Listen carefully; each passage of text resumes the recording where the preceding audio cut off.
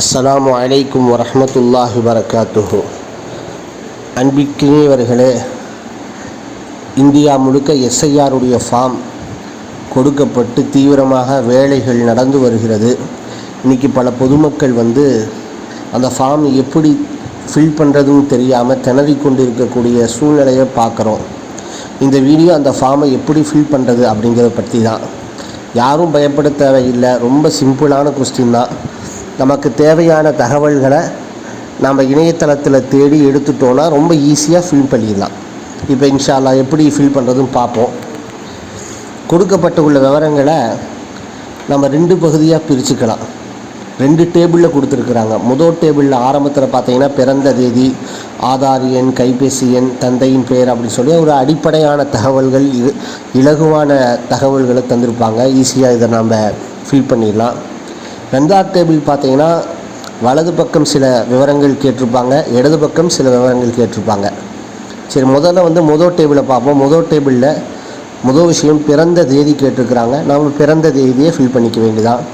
ஆதார் எண் கேட்டிருக்கிறாங்க. நம்மளோட ஆதார் கார்டில் உள்ள அந்த எண்ணை எடுத்து எழுதி கொள்ள வேண்டியதான். இது நம்ம விரும்பினால் எழுதலாம், இல்லாட்டி அந்த காலமாக நம்ம எழுதாமல் கூட நம்ம விட்டுறலாம். அது கட்டாயம் அல்ல இது. அடுத்து கைபேசி எண், நம்முடைய மொபைல் ஃபோன் நம்பர் கொடுத்துடணும். அடுத்து தந்தையின் பெயர், நம்முடைய அத்தாவுடைய பெயர். ஓட்டர் கார்டில் ஒருவேளை நம்ம தந்தையின் பெயர் இருந்துச்சுன்னு சொன்னால் அதில் உள்ளது மாதிரியே நீங்கள் தமிழில் எழுதுங்க. ஒருவேளை இல்லாத பட்சத்தில் நீங்கள் சாதாரணமாக தமிழில் எழுதிக்கோங்க. அடுத்து தந்தையின் பாதுகாவல், தந்தையின் வாக்காளரின் புகைப்பட அடையாள அட்டை, அதாவது தந்தையுடைய ஓட்டர் ஐடியுடைய நம்பர் கேட்டிருக்கிறாங்க.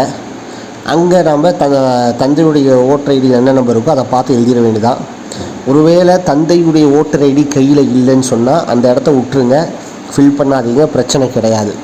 அதுவும் கட்டாயமாக எழுதப்பட வேண்டும் என்பது இல்லை. இருந்தால் எழுதிவிடுங்க.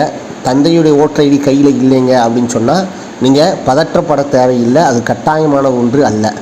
அடுத்து தாயாரின் பெயர் எழுதிடுங்க, தமிழில் எழுதுங்க. அடுத்து தாயாருடைய வாக்காளர் அடையாள அட்டை எண், அதுவும் இருந்தால் எழுதுங்க, இல்லாத பட்சத்தில் பிரச்சனை இல்லை.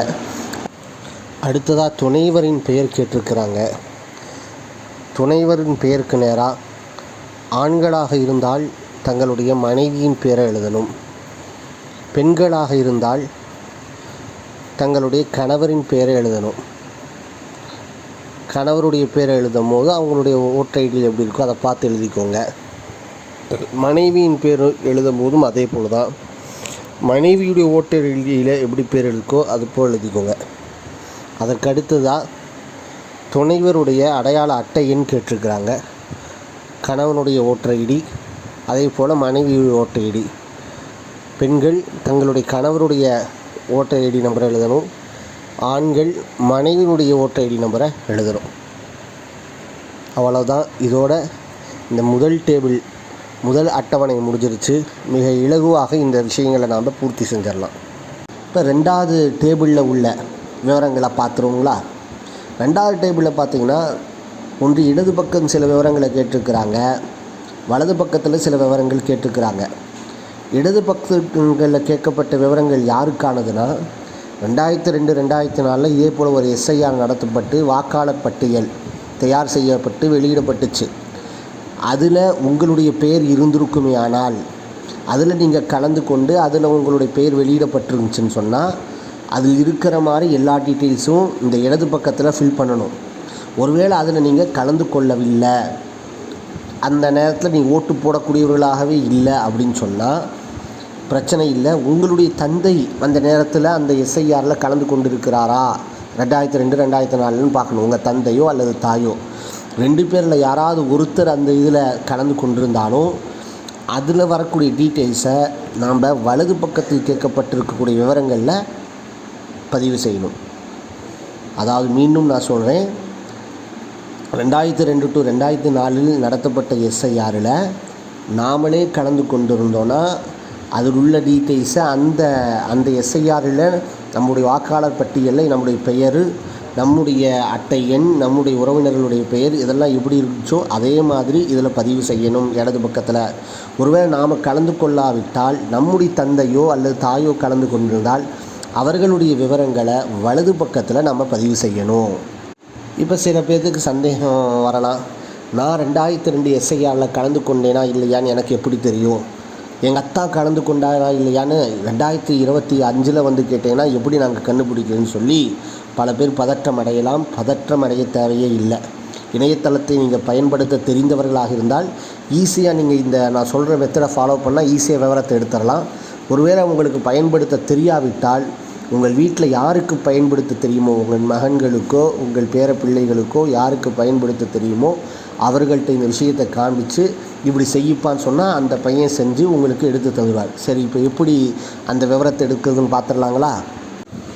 முதல்ல நீங்கள் என்ன செய்யுங்கன்னா, உங்கள் ப்ரௌசர் ஃபயர்ஃபாக்ஸ் அல்லது க்ரோம் சில பேர் யூஸ் பண்ணுவாங்க, ஏதோ ஒரு ப்ரௌசர் ஓப்பன் பண்ணி அதில் சர்ச் பாரில் நான் சொல்லக்கூடிய அட்ரஸை டைப் பண்ணிக்கோங்க. erolls.tn.gov.in ELECTORALSSEARCH இப்படின்னு டைப் பண்ணி நீங்கள் சர்ச் பண்ணீங்கன்னு சொன்னால் ஒரு பேஜ் ஓப்பன் ஆகும். அந்த பேஜில் 2 விதமான விஷயங்கள் கொடுத்துருப்பாங்க. ஒன்று சர்ச் பை நேம், இன்னொன்று search by EPIC. First search by எபிக்கை நம்ம கிளிக் பண்ணிக்கலாம். அதாவது சர்ச் பை நேம் அப்படின்னு சொன்னால் நம்முடைய பெயரை பயன்படுத்தி நம்ம எஸ்ஐஆரை கலந்து கொண்டோமா இல்லையாங்கிற தேடுறது. சர்ச் பை எபிக்னா நம்ம ஓட்டர் ஐடி நம்பர் பயன்படுத்தி நம்ம எப்போ எஸ்ஐஆரில் கலந்து கொண்டோமா இல்லையா அப்படிங்கிறத கண்டுபிடிக்கிறது. இதில் சர்ச் பை எபிக்குங்கிறது ரொம்ப ஈஸியான மெத்தட். அதை நீங்கள் கிளிக் பண்ணிங்கன்னு சொன்னால் அங்கே 2 விஷயம் இருக்கும். முதல்ல வந்து ஒரு enter your EPIC number as on last எஸ்ஐஆர்னு ஒன்று கேட்கப்பட்டிருக்கும், அதை விட்டுருங்க. ரெண்டாவதாக கேட்கப்பட்டிருக்கும், அதாவது இப்போ நம்ம வாக்காளர் அடையாள அட்டையில் இருக்கக்கூடிய என்ன டைப் பண்ண சொல்கிறாங்க. இப்போ தற்சமயத்தில் நம்ம கையில் வச்சுருக்க வாக்காளர் அடையாள அட்டையில் என்ன இருக்கோ அதை ரெண்டாவதாக உள்ள காலமில், அதாவது enter your current Epic number இருக்குது பார்த்தீங்களா, அதுக்கு நேராக நீங்கள் டைப் பண்ணிட்டீங்கன்னு சொன்னால் அடுத்து வெரிஃபிகேஷன் கோடு கேட்கும். கீழே வந்து அந்த ஏதாச்சும் ஒரு கோடு கொடுத்துருப்பாங்க, அதில் இருக்கிற மாதிரியே அந்த எழுத்து மாறாமல் கேபிட்டல் இருந்தால் கேபிட்டல், லெட்டர்ஸ் இருந்தால் இது ஸ்மால் லெட்டர் இருந்தால் ஸ்மால் லெட்டர், நம்பர்ஸ்னால் நம்பர் அங்கே எப்படி இருக்கோ அதே மாதிரி டைப் பண்ணி நீங்கள் சப்மிட் அப்படின்னு கொடுத்தீங்கன்னு சொன்னால் உடனடியாக ஒருவேளை நீங்கள் 2002 அந்த எஸ்ஐஆரில் கலந்து கொண்டவர்களாக இருந்தால் உங்கள் விவரங்கள் வந்துடும். இப்போ பார்த்தீங்கன்னா தெரியும், ஏன்னா நம்ம கொடுத்துருக்க ஃபோட்டோவை பாருங்கள். அந்த என்டர் யுவர் கரண்ட் எபிக் நம்பரில் நம்மளுடைய ஓட்டர் ஐடி நம்பரை எழுதி வெரிஃபிகேஷன் கோடுக்கு நேராக அங்கே கொடுக்கப்பட்டிருக்க கோடை கொடுத்து சப்மிட் கொடுத்தோன்னே இந்த மாதிரி உங்களுக்கு எல்லா தகவலும் கிடச்சிருச்சு. இவர் 2002 வந்து எஸ்ஐஆரில் கலந்து கொண்டிருக்கிறாரு, அவருடைய பேர் என்ன, அவருடைய உறவினர் பேர் என்ன, எல்லாம் வந்துருச்சு. இதை எடுத்து நீங்கள் முதல்ல ஒரு தனியாக பேப்பர் எழுதிக்கோங்க. முதல்ல நேம் இதில் என்ன கொடுத்துருக்கோ அதை பார்த்து எழுதிக்கோங்க. அடுத்து ப்ரீவியஸ் எபிக் நம்பர் இதில் என்ன எழுதிருக்கோ அதை எழுதிக்கோங்க. மூணாவதாக வந்து ரிலேஷன் நேம் சொல்லி யாரை பேரை கொடுத்துருக்காங்க அதை எழுதிக்கோங்க. அடுத்து 4வதாக வந்து ஏசி நேம்னால் அதான் நம்ம தொகுதியுடைய பேர், அதை எழுதிக்கோங்க. அடுத்து வந்து பார்ட் நம்பர் கொடுத்துருக்காங்களா அதை எழுதிக்கோங்க, அதான் பாகம் எண். சீரியல் நம்பர் கொடுத்துருக்காங்களா அதான் வரிசை எண், அதை எழுதிக்கோங்க. இதெல்லாம் ஒரு பேப்பரில் எழுதி வச்சுக்கிட்டு இதுக்கப்புறம் நம்ம எஸ்ஐஆர் ஃபார்முக்கு வாங்க. இப்போ எஸ்ஐஆர் ஃபார்மில் 2வது டேபிளில் இடது பக்கத்தில் பார்த்தீங்கன்னு சொன்னால் நீங்கள் எஸ்ஐஆரில் கலந்து கொண்டிருந்தீங்கன்னா 2002 அதில் உள்ள விவரங்களை இதில் எழுதுகன்னு கொடுத்துருக்காங்க. இப்போ நம்ம தான் கலந்து கொண்டோம் தெரிஞ்சிருச்சுல்ல. இப்போ நம்ம தனியாக ஒரு பேப்பரில் எழுதி வச்சுருந்தோமோ நம்ம பேர் அதில் எப்படி இருந்துச்சுன்னு அதை பார்த்து அப்படியே காப்பி பண்ணுங்கள், அதை பார்த்து அப்படியே எழுதுங்க. அதே மாதிரி அந்த ப்ரீவியஸ் எபிக் நேம் நம்பர் இருந்துச்சுல அதை பார்த்து எழுதிடுங்க. அடுத்து அதில் உறவினர் பேர் இருந்துச்சுல அந்த பேர் எழுதிடுங்க. அதில் உறவு முறை, அதாவது நமக்கும் அதிலிருந்த உறவினர் பேருக்கும் உண்டான உறவு முறை ஒன்று, அதில் நம்முடைய தந்தையுடைய பேர் இருந்திருக்கணும் அல்லது தாயுடைய பேர் இருந்திருக்கணும். இந்த மாதிரி யாரோட பேராக தான் இருக்கும், அவருக்கும் நமக்கு உண்டான உறவு முறை என்ன அப்படிங்கிறது அங்கே எழுதுங்க. அடுத்து மாவட்டம் எழுதுங்க, மாநிலம் எழுதுங்க, சட்டமன்ற தொகுதியின் பெயர். அந்த நம்ம தனியாக ஒரு பேப்பரில் எழுதி வச்சுருந்தோமா இல்லையா, அதில் என்ன சட்டமன்ற தொகுதி இருந்தோ அதை தான் எழுதணும். அதாவதுங்க நாம் இந்த 2025 எந்த தொகுதியில் வேணால் இருக்கலாம், வீடு மாறி இருக்கலாம், இடம்பெயர்ந்திருக்கலாம். ஆனால் 2002 எந்த சட்டமன்ற தொகுதியில் நாம் இருந்திருப்போம் சொல்ல முடியாதுங்கள. அப்போ எந்த தொகுதியில் இருந்தோங்கிறது தான் நாம் இணையதளத்தில் தேடி நம்ம கண்டுபிடிச்சது. அந்த தொகுதி பேரை நீங்கள் எடுத்து எழுதணும். அப்போ அதோடு என்ன எழுதணும், அதனுடைய பாகம் எண், அதில் வந்து கிடைச்ச வரிசை எண், இதெல்லாம் நம்ம ஒரு பேப்பரை எழுதி வச்சுருப்போம். அதை பார்த்து அப்படியே நீங்கள் காப்பி பண்ணிட்டீங்கன்னா அவ்வளோதான், முடிஞ்சிருச்சுங்க. இது நீங்கள் ஒரு வேளை எஸ்ஐஆரில் கலந்து கொண்டிருந்தீங்கன்னா இந்த டீட்டெயில்ஸ் அப்படியே எழுதிடலாம். சரி நான் கலந்து கொள்ளலைங்க, என்னங்க செய்கிறதா? ஒன்றும் பிரச்சனை இல்லை. இப்போ நம்ம சொன்ன மாதிரியே நீங்கள் அந்த வெப்சைட்டுக்குள்ளே போய் சர்ச் பை எபிக் கொடுத்து அந்த என்டர் யுவர் கரண்ட் எபிக் நம்பருங்கிற அந்த இடத்துல நம்முடைய அட்டை எண் என்பதற்கு பதிலாக நம் தந்தையுடைய அட்டை எண் அதை போட்டு பாருங்கள். நம்ம அத்தா கலந்துருக்காரான்னு தெரிஞ்சிடும். அத்தா கலந்துருந்தால் இதே போல் அவருடைய தகவல்களை எடுத்து இதில் அப்படியே பதிவு பண்ணிங்க. எங்கள் வலது பக்கத்தில் அத்தா கலந்து கொண்ட மாதிரி தெரியல, அம்மா கலந்துருக்காங்கன்னா அம்மாவுடைய ஓட்டர் ஐடி தான் இருக்குது, அத்தாவுடைய ஓட்டர் ஐடி இல்லைன்னா பிரச்சனை இல்லை. அம்மாவுடைய ஓட்டர் ஐடி நம்பர் போட்டு பாருங்கள். அம்மா கலந்துருக்காங்கன்னா தெரிஞ்சிடும். அம்மா கலந்துருந்தாங்கன்னா அந்த தகவலாம் தனியாக எழுதி வச்சு நம்மளுடைய இதே மாதிரி நம்ம ஃபார்முடைய வலது பக்கத்தில் நீங்கள் ஃபில் பண்ணுங்கள். கலந்து கொண்டவர்களாக இருந்தால் தகவல்களை எடுத்து இடது பக்கத்தில் எழுதுங்கள். கலந்து கொள்ளாதவர்களாக இருந்தால் அத்தா அம்மா யாரோடு ஒரு பேரையாச்சும் எடுத்து நீங்கள் கண்டுபிடிச்சி அவங்களோட விவரங்களை அதை வலது பக்கத்தில் எழுதுங்க. கடைசியாக கீழே கையொப்பம் கேட்டிருக்காங்க, உங்கள் கையொப்பத்தை போட்டுருங்க. அன்பிற்குன்னு இவர்களே, கூடுதலாக ஒரு செய்தி, பல நேரங்களில் சர்ச் பை எபிக் கொடுக்கும்போது எஸ்ஐஆர் பட்டியலில் நம்முடைய பேர் இருந்தாலும் கூட இதில் காண்பிக்கப்படாமல் போகலாம். அதெல்லாம் காண்பிக்கப்படாமல் போகிற வாய்ப்பு நிறையா இருக்குது, அப்படி நடந்துகிட்ருக்குது.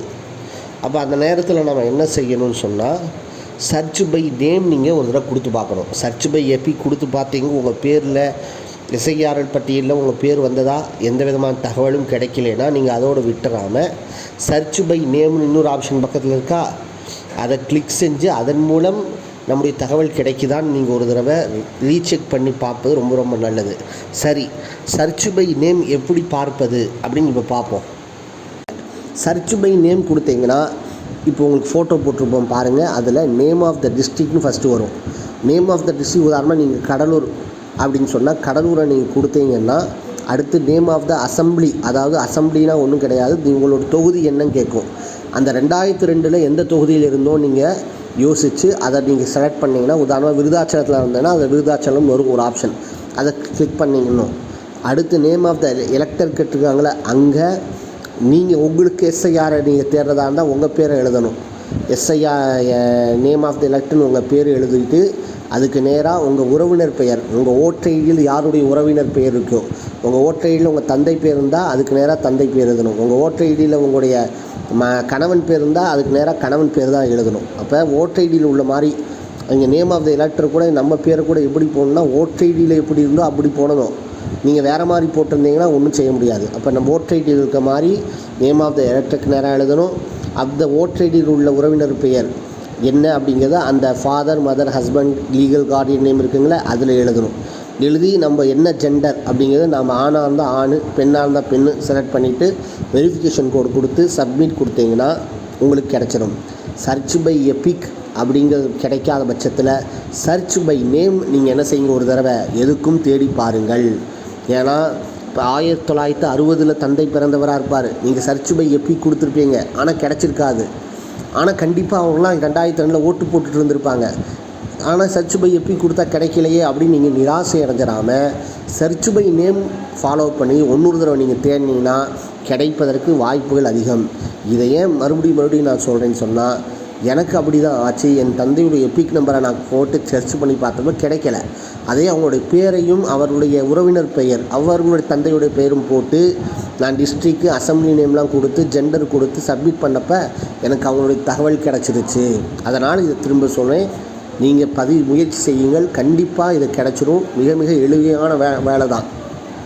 அதே போல் சர்ச் பை நேம் கொடுத்து தேடும்போது உங்கள் பேரை தமிழில் டைப் பண்ணி தேடி பாருங்கள். தமிழில் டைப் பண்ணும்போது நம்முடைய பழைய ஓட்டர் கார்டில் 2006 நம்முடைய ஓட்டர் கார்டில் எப்படி இருந்திருக்குமோ அது மாதிரி நம்ம டைப் பண்ணோம். சில பேர் மூகா இம்மதுன்னு கொடுத்துருப்பாங்க முகம்மதுக்கு, சில பேர் மூக மதுன்னு கொடுத்துருப்பாங்க. அப்போ அந்த நேரத்தில் எப்படி இருக்குமோ அது மாதிரி டைப் பண்ணோம். அது அப்படி டைப் பண்ணும்போது கூட ஸ்பேஸ் இல்லாமல் டைப் பண்ணி பாருங்கள் ஒரு தடவை, அதிலே கிடச்சிடலாம்.